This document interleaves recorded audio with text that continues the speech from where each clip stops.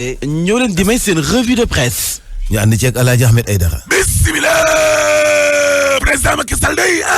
daal dina dalal na député Benno Bokk Yaakaar ya Tribune yéene kaay ne moom président Macky Sall nag daal dina dellu soit ci coppite yi nga xam ne ñoo amoon ci Assemblée nationale googe waaw ak dem bi nga xam ne jëlee nañ ko fa Moustapha Cissé Lo moom président Macky Sall nee na président Moustapha Cissé Lo waaw sama mag la sama xarit la te Macky Sall nag jàpp ne gis nga soppite yi nga xam ne kon nañ ko faral di indi ni lé moom daal mënu koo expliquer daa wax waaw Macky Sall nee na saa bu coppite amee ca bureau Assemblée nationale googe waaw wala remaniement ci gouvernement bi lé damay daal di kon ñàkk nag ay xarit yéeni kaa gi ne ndajama day waaw Moustapha Niasse ak fa woon ak Abdoulaye Baldé Nicolas Ndiaye Samba Sy Jean-Paul Dias Aïssata Tall Sall Ismaïla Madior Fall ak ministre d'État yi lé ak Aminata Mbengue Ndiaye Direct News de waaye punkalu APR yi day dañ leen a zappé waaw Aminata Mbengue Ndiaye da nga fa woon njiital parti socialiste googe dana yëngu de maar di tali ubbil enquête yéene kaay nañu Serigne Mbaye Thiam day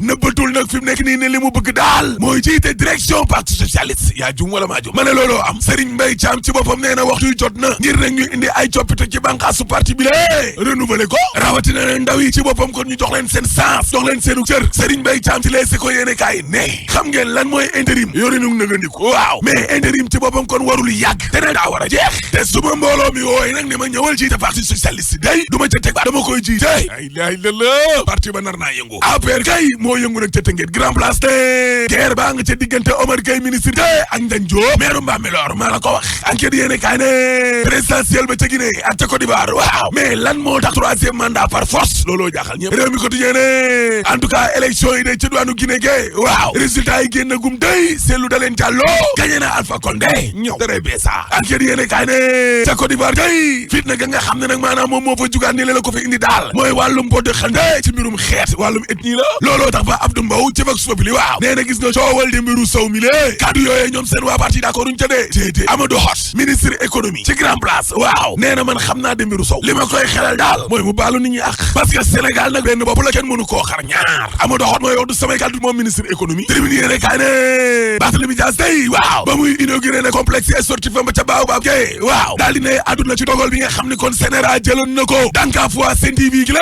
ne boo sàgganee danañu ci jaatale bi laa la wax la ilaha illallah ci téléthon bi nga xam ne kon naroon nañ koo amal nag askanu Terme Sud ga nga xam ne kon nañ leen a génnee Barthélémy Dias ne c'est tout simplement scandale la doy na waar dama ne la lii musiba mbaa bokkumba la yow ab nguur goo xam ne kon maanaam ña ngay organiser wu ñoom gouvernement bi la ngir tere ab organe de presse boo xam ne dafa jóg ngir dimbali kon ay njaboot yoo xam ne dañoo sonn Sud Quotidien ne coowal Terme Sud googee day waaw ak immeuble yi nga xam ne na nguur ga ma ngi koy bëgg a joxe Ousmane Sonko day daal dinay convoqué gouvernement bi la ci Assemblée nationale leesi ko yéene kaa ne dëgg la Ousmane Sonko kay waaw lam bëgg nag mooy ñu indil ko ay gindi ci ay boo immeuble yi ñu bëgg a joxe bàyyi nga xam ne loi bi lam jox daa leer bëgg na ndaw fukki at ak juróom-ñett bëgg na ngand juróom fukki at ñii ñoo bëgg a def am baay boo xam ne 99 ans la ilaha illallah Ousmane Sonko ne Terme Sud tam nañ ko ca indil ay gindi Le Quotidien yéene kaa ne ministre Alioune Ndoye nga xam ne waa Greenpeace ak waa GPS waaw dañu koy attaqué day nappkatu cosaan yi ré mareyeur yi waaw ña ngi koy jàppale de parce que mareyeur yi ci boppam ci enquête yéene kaay la ñuy sàkku nag mooy tongal gi nga xam ne kon tongal nañ ko ministre Alioune Ndoye mi lé loolee ne dak Jibi Ndiaye ak ñamoo àndal day nee nañu ñii daal manipuler dong lañ fi nekk ministre bu fi ñëw ñu dal sa kaw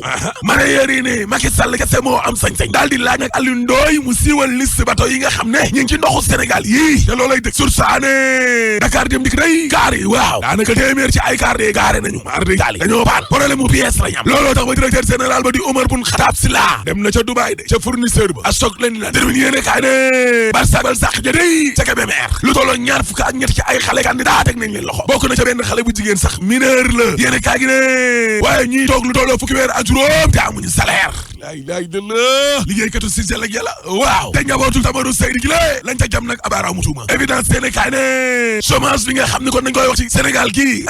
directeur de l'emploi day indi na ca ay gindi de Pape Modou Fall waaw nee nañu résultat yii ñu génne ni lée dara nekku ci dëgg ay résultats yi màgget la sax laaste ñaari téeméer ak ñeent fukk ak juróom yoo xam ne président directeur général bu Sénico moo leen génnee Y'en a marre ak Guy Marius Sagna waaw dugg nañ ca xeex ba de critique yéene kaay ne Abdoulaye Diouf Sarr day ministre santé nag ma ngay rafetlu jàngoroy corona ji nga xam ni kon dellu na ginnaaw nee na moom missionnaire la docteur Babacar Niang directeur Souma assistance ci réew mi quotidien waaw nee na gis nga aéroport day ay nit dañ fay ñëw ak ay faux test ñeneen ñi dañuy fay pour mën a jàll la ilaha illallah grand place ne yori nu ko Alioune Sall ga day ci wàllum culture lëndëm na looloo tax nag ba ñoom ba may sëgay kuréel ga njaboote affaires culturelles yu Guédiawaye yooyee yóbbu nañ Alioune Sall OFNAC la ilaha illallah nee nañ la ñu bëgg daal mooy xaalis su 2017 ba na leer xaalis su 2018 ba na leer fukki million ak juróom benn na leer Aliou Sall dane woon danañu amal festival international de Guédiawaye gale wàllum culture musique ak ethnique waaw France daal di xidéen affaires culturelles yi day waaw nee nañu gis suñu dara joxuñu leen benn xibaar ci leen moo waral mbir moomee ñu dakal ko wala ñu aj ko libération yi ne kaay ne scandale day am na nag ca bureau de poste Dakar Étoile kilifa ga day njiit la moo ne du ngaañ yeenu kees ya ngir sëriñ esndoy sëriñ ba jàpp nañ ko de te sëriñ ba da koo giñaloon ne ko doo mësa dem kaso yéeni kaa gi ne élection locale yi di ñëw day fukki ministre ak ñett ay ministre maire nang leen da xaar ca taatu ndaa la de Mansour Faye de la woon 2014 du doon bii di ñëw de bu yeboo nga waajal sa bopp de ñoom mari taw ñaan yooyu yëpp day taxaw nañ samp ndënd Moustapha Diop kooku moom mooy borom Louga Abdoulaye Daouda Diallo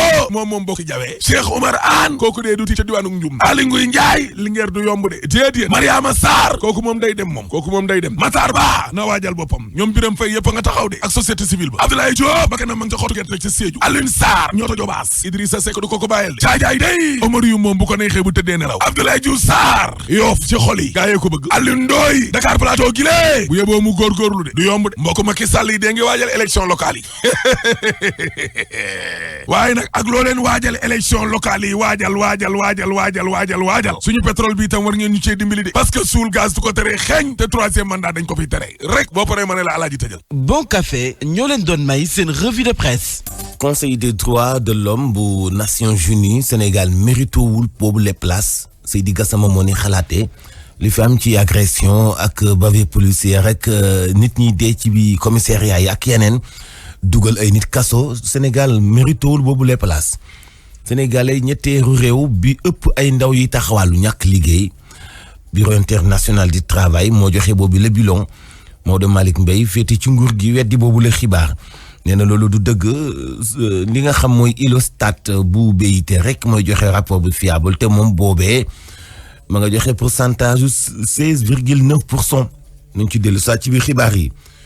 daañu wax ci wàllu xibaar ouf de soulagement muy xel mu dalaat ci population bu commune bu Nioro Alassane Tall nekk ci département bu Foundiougne Aliou Badara Sonko dana ci dellu soit ak ñun mooy suñu daw lañu fa teewal sport dinañ ci ànd ak Baye Ma Anta Mboup yéen kay yàlla Ahmed Aïdara.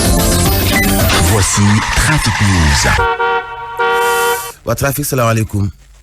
aleykum salaam wa rahmatulah El Hadj Mansour. naka situation tali bi. voilà xat na Hadj Mansour yéen ñi bàyyi ko du côté de Rufisque c'est la très grande affluence oto yi takku nañu ci acte boobule daanaka Fass Mbao rond-point Sicap Mbao Diamaguène Diacksao jëm Poste Thiaroye c'est compliqué en ce moment vous allez perdre beaucoup de temps sur ce trajet bu ngeen ko dépasser aussi mën ngeen progresser au rond-point Sicap là-bas aussi ça ralentit à hauteur du rond-point Hadj Mansour. Zik FM. salaamaaleykum. xam ngeen ni Sénégal dañu ko nommé ci Conseil des droits de l'homme bu Nations Unies Sénégal nag méritowul place boobee Seydi Gassama njiital Amnesty bu Sénégal moo ni xalaatee ñu ni ko lu tax mu ni bu ñu seetee bavure policière bi Sénégal nekk arrestation arbitraire mooy teg nit ki loxo ci ma tey nit ñi dee ci commissariat yi ak tànn sa bu la neex ci politique gi bu ñu nee Sénégal mérito na tooge boobule toogaay moom sax bu ko gëmee day nax boppam nañ déglu Seydi Gassama. mënu nekk membre du conseil des droits de l'homme ku jóg bugg a manifester nga ne ko doo manifester dóor ko lacrymogène dóor ko gaañ ko tëj ko n'est-ce pas mënoo nekk état membre du conseil des droits de l'homme ku dem commissariat rek jàppale yóbbu la commissariat rek wala brigade de gendarmerie sa mbokk yaa ngi xalaat est-ce que di nga fa génne wala boog di nga dee ci biir n'est-ce pas ak yeneen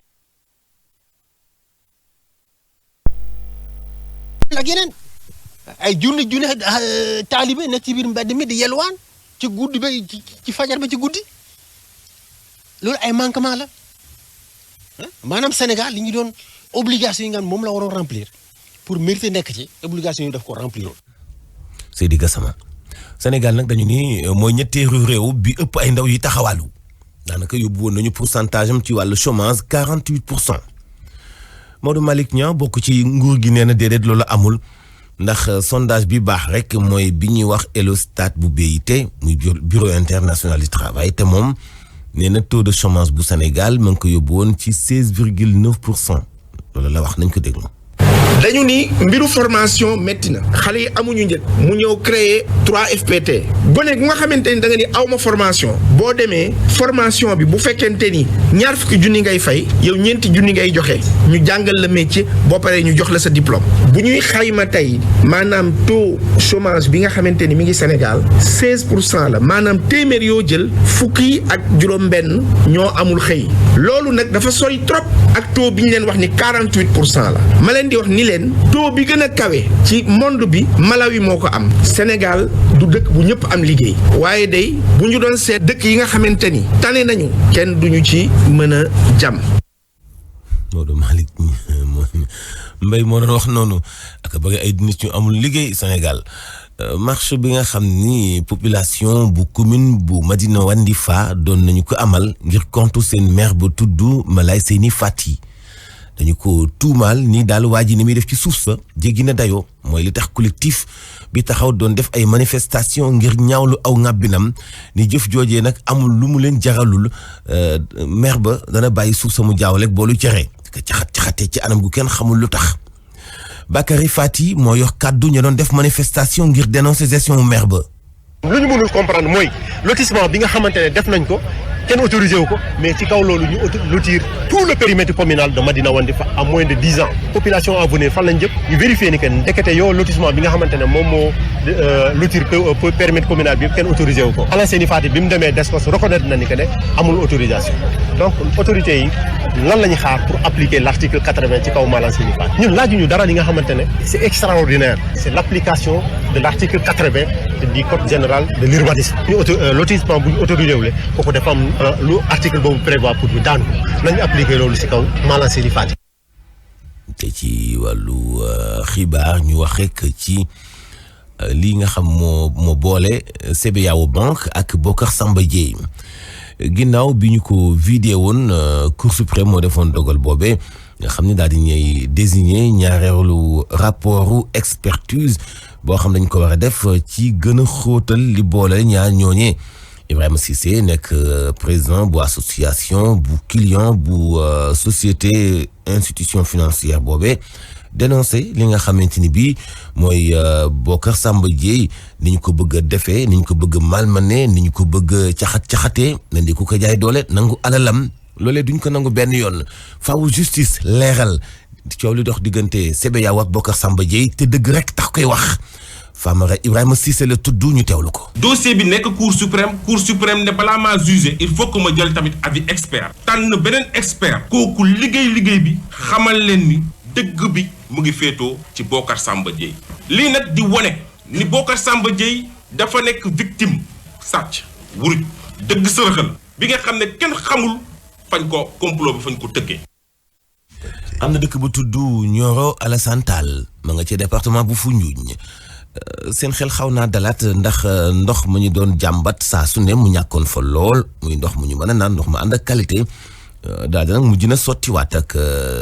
benn pompe bu ñu leen indil ci seen forage boobee bu ñu ko xaymaa liggéeyee yëpp ngir ñu mën a am ndox mu sell mu ñu mën a naan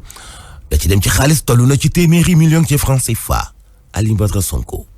askanu Nioro Alassane Tall nekk commune bu nekkee ci département bu Foundiougne région bu Fatick tàggoo ak jafe-jafe ndox mu sell gannaaw ay at bañ ko doon sàkku. mais soo xoolee li am ci forage mën na 25 forages commune bii rek am na yeneen 5 forages yu am Simon Diène yoo xam ne moo alimenté les îles du Saloum bokk ci commune Toubacouta. li ñuy ñaan mooy mu dolli ñu. buñ sukkandikoo ci ministre Mansour Faye bii la taxawaay day jëmmal yéene gouvernement bu Sénégal ngir taxaw askan wi. coût forage bi c'est à peu près 100 millions de francs CFA tout compris et di wax ni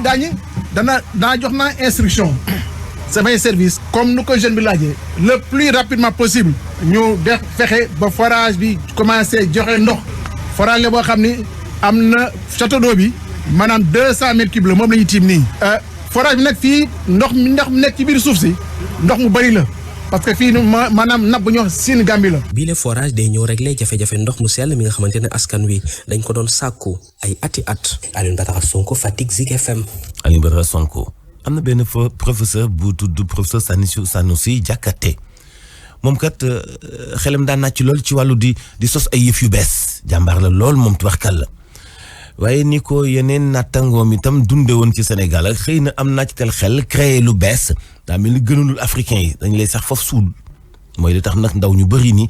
dëgg-dëgg xeetu xalaat yu mel nii ñu war a dooleel la te it nag la mu mën a dugal loo xam bari na moom fentam bu mujj daa fent loo xam ni xëy na mënees na koy jëfandikoo ngir xeex ak soccet yi mën a yàq gàncaxu baykat yi Pape Kadiali Badji. gannaaw bi seen njiit daa di inventé ab machine buy téye soccent wala njéeréer yi ndaw yi ànd ak Sanusi Jakite ñuy rafetlu li ni mel machine bi nag dina tax ñu xeex bu baax a baax li jëm ci loole Alpha Sissoko mooy njiit ndaw ñooñu le machine bi nga xamante ni que du indi yàqute njëriñ la ñuy indil naka parce que machine la bi nga xamante ni que non seulement day jàpp njéeréer yi tere njéeréer yi yàq béykat yi lu ñuy béy ba pare da leen di wol mu def leen benn produit bi nga xamante ni que ko utiliser pour ginaar yi lu ñuy lekk. ndaw ñi yemuñu foofu ndax ñuy ne seeni njiit rek a mën a xeex lii di ñàkkum xëy ndaw ñi loolu moo tax ñuy ne njiitu réew mi Macky Sall mu daal di ko jox ndombal tànk. day gëstu day indi li nga xamante ni que pourtant nit ñi mun nañ fa am liggéey Sanusi Jakite dañoo war a liggéey ak moom pour lu muy indil Sénégal pour lu muy mun a indil ndaw yi Macky Sall pour que mu gëstu Sanusi Jakite ki ñëpp xam ne que wàllu formation professionnelle fii Sénégal mënuñu am ku ko raw. bu loolu weesoo ndaw ñi nag di rafetlu ni njiitu réew mi géré lii di mbas mi Pape Kadiali Badji Kolda Zik FM. Pape Kadiali Badji kooku de la mu xalaat am na solo dafa pompe boo xam ni non seulement day rey soccet yi waaye da koy rey ba noppi wal ko def ko poudre boo xam ni ginaar yi daañu ko mën a lekk tubarkalla ministre bi wax lu jëm ci wàllu mbay mi démb daa àndoon ak maire Malicounda fële ci dimanche bi fële ci diwaanu Pointe Sarène dañ faa def benn tool bu 68 hectares def ay xeetu gàncax yoo xam ni maanaam ay toolu pilote la ndax waa ITA ak waa ISRA dañ fa expérimenté xeetu jiwu gàncax yu tubarkalla fa tool ba tollu neex naa wane lool te lu am solo la itam te moom lañ cee xaar ci wàllu production nañ fa fekki Papa Dieye. juróom benn fukk ak juróom ñetti hectare moom la ñu bay ci jiwu basi ci Pointe Sarène ko jiite boppam moomeelu Malicounda nag Maguette Sène dellusi na ci njëriñ yi. population bu Pointe Sarène ñoo bay fii benn superficie bu toll ci 68 hectares juróom benn fukki hectares ak juróom-ñett yoo xam ne dañ fay bay basi la boo xam ne bii valeur nutritionnelle bi riche na trop waaye tamit li tax ñu def ko surtout mooy defar ay semences. ngooñ mi maanaam bant basi bi laaj naa ay éleveurs ñu ne ma moo gën a gaaw ci yafal nag donc ku wax tourisme tey wax écotourisme maanaam environnement bu neexal nooyi donc tey ku koy wut rek boo ñëwee Pointe Sarène yaa ngi ko fi gis. ministre bi ñu dénk wàllu mbay mi nag ñëwoon na seet si tool yooyu waaye mbégteel la fa Moussa Baldé jëlee. ISRA ak ITA ñoo lëkkaloo pour gunge béykat yi ndax ñu am maanaam jiw yu bees jiw yoo xam ne ñoo ëpp lu ñuy joxe maanaam ci rendement pour que Sénégal ñu bañ a jëgaani ci lu ñu lekk. waaye nag béykatu Pointe Sarène yi nañu amatuñu suuf suñu béyee ndax lépp jox nañ ko station balnéaire bi te it ñu ngi laaj nguur gi mu jox leen ay tracteur ak ay intrants yu doy. Pape Dieye Pointe Sarène Zik FM. Papa Dieye fondation Cheikh Nasser Sadbou daañu amal mawlud incha allah président fondateur bi moom moo ko déclaré officiellement loolu nga am ni ki dimanche bi ñu weesu. leneen ci wàllu xibaar Octobre Rose association bàjjenu gox ni daañu def ay dépistage ngir ànd ak mboolem campagne bi ñuy def ci weeru octobre bi xam ngeen ni dañ ko jox gëdd lool ngir xeex wopp ju bon jooje tudd cancer. Kani Touré mooy président wu bàjjenu gox yi nañ ko déglu. bi tey dañoo ñun bàjjenu gox yi dañoo tënku ci santé yàlla toogal ñu egg ci Octobre Rose bi ñu eggee ci Octobre Rose donte feebar baa ngi fi waaye ñu ne nañu organiser ndax xam nañ ne jigéen ñi soxla nañ ko ndax feebar bi mu ngi ci jigéen ñi ñu ngi ci kër yi te am nañu mën a feeñ am nañu mënul feeñ ndax am na ñoo xam ne yoruñu bu ko defee nag tant que Octobre Rose bi ñëw na ñun en tant que bàjjenu gox ñu ne nañu organiser benn journée pour jigéen ñi population bi mën ci bénéficier yi bari na président de la République ñu ngi koy woowaat rek ñaan yàlla mu gën ñoo jàppale ndax nag ñun askan wi rek lañ fi nekkal. Voici Trafic News. Faut vêter. progressé nañ Mansour progressé nañ jaax nañ ci route nationale bi ngi ci planteur ak su bàyyi ko poste yi jëm fële nga xam moom mooy échangeur bu maanaam autour de APH bi dans l'autre sens mën nga progressé autour le rond-point dégagé rond-point boobu la yéen ñu ko taamu utali yoon Yaraax marché Poisson ça ralentit à ce niveau du côté de Sous Piscine foofu la aussi bota dévié jaare ko promenade jëne wax le Batfal foofu la aussi xat na pour ñu bàyyi ko Pikine ak Guédiawaye bëgg a jaare noonu utali fi nga xam mooy rond-point bu Cambérène Mansour Sine Saloum bu ñu ko waxee nag xam ngeen ni ci wàllu cosaan faaw ñu fàttaliku royaume yi fa nekkoon nu nit doon nekkee buur foofee ca Sine Saloum buñ ko waxee xel yi dem ci Coumba Ndoffène Diouf nga xam ni ba léegi njàmbaarteem ak ay jéegoom day def ci ay sëtam fierteem waaye place yooyee ak nañu gëmee woon xeet woowee nu ñu ko mënoon a booleeg nekk dëgg-dëgg ay jullit ci wàllu pas-pas ay question la yu am solo yoo xam ni day wane njàmbaarteeg magi démb ya mooy li tax ñu defal leen benn découverte bu baax ci secret ak cosaan yi nekk foofee ci Saloum ak Alioune Badara Kane. kër gi nag yaatu na li ngay njëkk a seetlu bàmmeelu buur yi nga xamante ne bëri nañ fi muy wone ne fii rek la ñu dëkkoon. Mayakor Diouf mi nga xamante ne bii moo nekkoon buur bu mujj ci royaume du Sine ni buur yépp amoon na ay géwélam yi ko daan bàkk saa su jugee di dem xare maire bi mu ngi fàttaliku bi mu doonee ndaw waajuram yi liñ daan wëy. bu demoon yéegam fosam bu rafet boobu ba junjung yeeg dag yi topp ko suñu yaay yi taxaw ne dañ ko doon woyal kay e biram bar joojo borom ilimane sukande la yawe rolengoy tigar na mover garer na mover may gañangel wa silayo ke doxañayo ke de doxañayo ke di kano kornjo bambake loolu li muy firi mu ne fetel yi lakk nañu daay. kenn ci sëtu buur Sine Coumba Ndoffène ñu tuddee ko maamam mu ngi wax lenn ci maam boobule. bàyyeekoo li nga war a bàyyeekoo daal ku deewul ci xare. mun nañ laa denc sa néeg. seen mag ñi bu ñu nekkaan ci seen néeg bu ñu wàccee fa lañ leen di denc. buur yépp fii lañ doon dund te néegu ñax yi nga xamante ne foofee lañ doon ne mu ngi fi ba tey donte sax am na ay coppite yiñ ci indi. kër gi moom ni mu bindoo nii la ko boromam dagge woon. Mayakor Diouf moomee nag amoon na lu ëpp 4 soxna donte tuuboon na dugg ci diine l'islam ni ko buur Sine Coumba Ndoffène defee woon. samay jabaru maam daal bari woon na. maire na fi Diouf sët la ci buur Sine Mayakor Diouf am na lu mu jukki ci gëm-gëmu maamam ci wàllu diine. ñii dinañ am 4 ñii am juróom ñii am fanweer. ba fekkee l'islam. fekkee nañ l'islam de. comme buur Sine Mayakor mi xaadir la. waa kër Cheikh na Cheikh Saad bu Serigne. ci diggu kër gi nga xamante ne dañ ko classé patrimoine de l'UNESCO benn guy gu rëy moo fa ne. fii nag soo fi yegsee day mel ni yaa ngi dund ak buur yi ci kaw foo sànni sa bët rek. daanaka ngay gis seeni bàmmeel muy ay bàmmeel yi nga xamante ne dañ ciy bind saa bi nga xamante ne lañ fi nekkoon. tigar na mover garer na mover may gañangel waa si layo. Aliou Kane ci Jaxaw Sine Zik FM.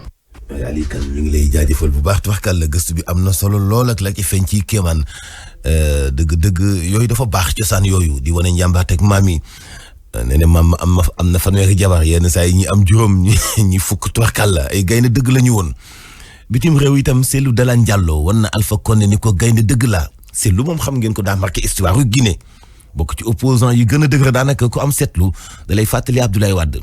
li mu dund ci ay torture ay coono ay kaso ay métit waaye mu jàpp fa mu jàpp rek moom Cellou Dalein Diallo élection yi nag daa mel ni waa Guinée wan nañu kon yow la ñu gën a bëgg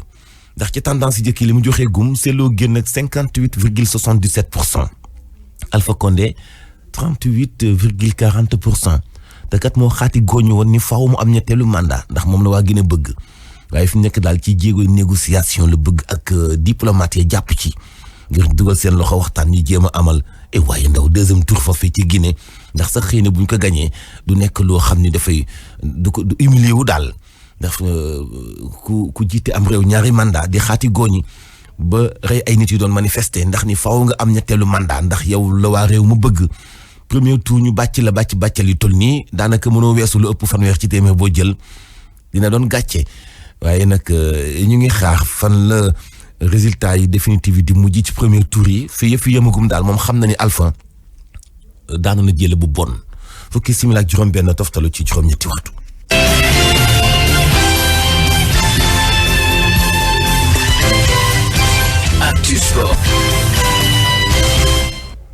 Baye Mantembo salaamaaleykum. Aleykum salaam. Mouhamadou Mansour Diop. Alpha daa daanu jële bu bon ba noppi nu di ko nangu. ñu doole